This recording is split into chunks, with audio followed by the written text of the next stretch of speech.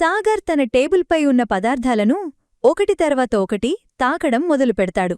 అతను వాటిని వాసన చూస్తాడు, వాటి ఆకృతిని తన చేతులతో అనుభవిస్తాడు. అతని జ్ఞాపకశక్తి పనిచేయకపోయినా అతని చేతులు పనిచేస్తాయి.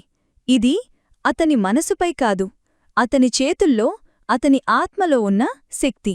అతను ఒక పదార్థాన్ని తీసుకుని దాన్ని తన చేతులతో మెత్తగా చేస్తాడు.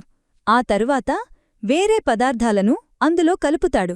ఈసారి అతను ఫార్ములాను గుర్తుచేసుకోడానికి ప్రయత్నించడం లేదు. బదులుగా అతను తన మనసులో ఒక రసాయన ప్రక్రియను ఊహించుకుంటాడు. అతను తన చేతుల్లో ఉన్న పిల్ గురించి ఆలోచిస్తాడు. దాని రంగు, దాని ఆకృతి, దాని సువాసన ఇవన్నీ అతని మనసులో స్పష్టంగా కనిపిస్తాయి. చివరగా సాగర్ పిల్ తయారుచేస్తాడు.